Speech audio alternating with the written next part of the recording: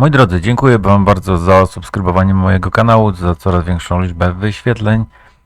Cieszy mnie, że coraz więcej osób jest zainteresowanych moją pracą czy moim sposobem pracy i chciałbym Wam dzisiaj pokazać kilka takich delikatnych elementów, nad którymi pracuję i które tworzę. Pierwszą rzeczą jest to, jak wygląda tak naprawdę praca nad różnymi wersjami. To są wersje, które powstawały do tego budynku i do obiektu, który jest do niego przylepiony.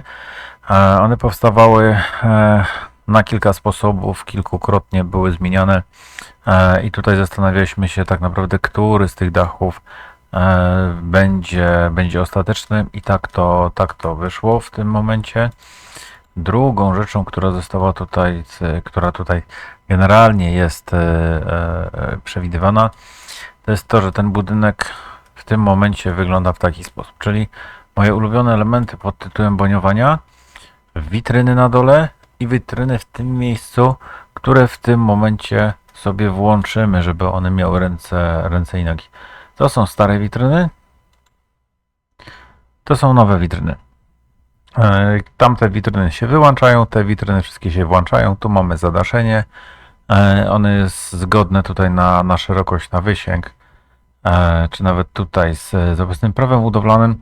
I teraz co tutaj się jeszcze zmieniło? Tutaj jeszcze brakuje nam tej części i żeby tą część sobie tutaj zrobić i różne wersje zostały wrzucone tutaj, te elementy w wersji, zostało to w taki sposób zaprojektowane, żeby można było się szybko przełączyć pomiędzy nimi. Także jeżeli ktoś pracuje z Wami i pokazuje Wam 6 różnych modeli, 6 różnych plików, no okej, można to w taki sposób pracować. Ja pracuję na jednym modelu i ten jeden model jest wykorzystywany do wszystkich wersji. Potrafię na tym pracować, mam do tego sprzęt, mam do tego legalny sprzęt, bo to jest też bardzo ważne.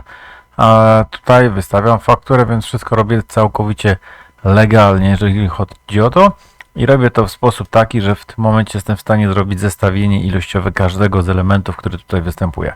W każdej wersji. To też jest bardzo ważne. Dobra, oglądamy sobie pierwszą wersję. Pierwsza wersja wygląda w ten sposób. Mamy okna, tutaj też w porównaniu do poprzedniej wersji, którą może niektórzy znają. Zmieniła się ta część budynku. Jest prostsza, nie ma barierek zewnętrznych, więc tu mamy już, powiedzmy, posprzątane, jest ok. Druga sprawa, tutaj pojawiły się boniowania, łącznie z tym, że tutaj pojawiło się boniowanie pod tytułem listwa LEDowa, która jest do wkomponowania, która jest do wklejenia i mamy bardzo fajny komponent, bardzo fajny element pod tytułem ona się świeci tu i idzie w tą stronę, prawda? Przechodzi sobie dotąd i kończy się w tym miejscu. O. Prawda? Tak został zaprojektowany ten komponent, żeby on się w taki sposób łączył, w taki sposób, żeby wyglądał. I teraz co my tutaj mamy? To jest pierwsza wersja. Druga wersja wygląda w taki sposób. Czyli tutaj mamy kwestię różnicy konstrukcji, ponieważ układ jest słupowo-płytowy, z tego co pamiętam. Tutaj nie mamy problemu z tym, żeby coś takiego osadzić. Albo słupowo-płytowy, albo go mylej, tu jest murowany, ale mamy możliwość właśnie tego, że tutaj będzie jeden wielki podciąg oparty na słupach, które są w środku. I to daje, one oczywiście nie będą w linii tutaj w witryn, które się pojawiły. I to daje nam bardzo fajny efekt, dlatego że w tym momencie mamy szeroki widok na główną drogę, która znajduje się tutaj za naszymi plecami. I to jest wersja druga. I teraz, żeby to fajnie wyglądało, możemy to zrobić na przykład w taki sposób. To jest wersja trzecia, ale nie do tej części, tylko do tej. Prawda? Więc tu już mamy to tak skomponowane, żebyśmy mieli wersję do tego. Mamy również taką wersję, czyli mamy jedną z tych dwóch wersji. Albo taką, albo taką. Więc w tym momencie możemy z klientem omówić wszystkie wersje i na bieżąco jestem w stanie się przełączać pomiędzy nimi i tę kompozycję tutaj sobie włączać, tak żeby zobaczyć, która z tych kompozycji będzie najlepiej pasowała do naszego zamierzenia. Jak widzimy, ta nie jest tutaj dopasowana i ona nie była przemyślana w ten sposób, żeby żeby to tak zrobić, tu miała być 1 i w taki sposób zostanie wyrenderowana, w taki sposób zostanie tutaj określona. Oczywiście na połączeniu została zachowana ta linia. Tutaj zostały zachowane te błoniowania pozorne, które mają być. Dół zostaje bardzo biały w dekomice. Prawda? Ta część budynku jest biała, tak samo jak ta. Ona może się wydawać trochę inna z uwagi na nacieniowanie, ale jest to dokładnie ten sam materiał. I teraz tu wyłączając cieniowanie, wyłączając wszystkie elementy, mamy pokazane, jak ten budynek fizycznie będzie wyglądał. Te płyty, które tutaj teoretycznie się pokazują, czyli to, co tutaj jest, to jest nic innego jak dekomika. Dekomika w różnych ujęciach i w różnych sytuacjach.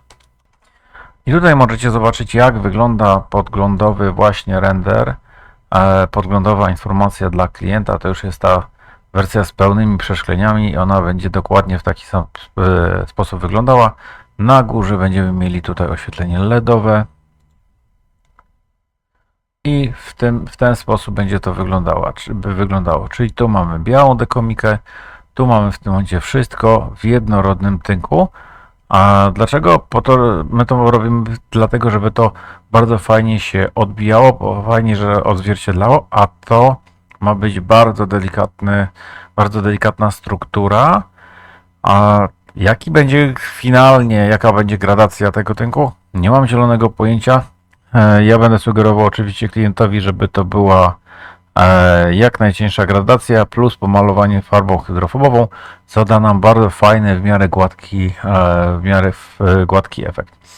No, także mniej więcej w ten sposób będziemy się tutaj bawić, mniej więcej w ten sposób będzie się to zachowywało i mniej więcej w ten sposób zostanie to wykończone. Jak widzicie, środka nie ma, dlatego że środek jest nam zupełnie do niczego niepotrzebny. On jest jeszcze nieskończony w projekcie, z tego co widziałem, nie zaaranżowany. Więc tak to wygląda. Tak wygląda detal. Tu widzimy wsporniki. Pod wspornikami znajdują się lampy liniowe, z którymi klient będzie mógł sobie sterować.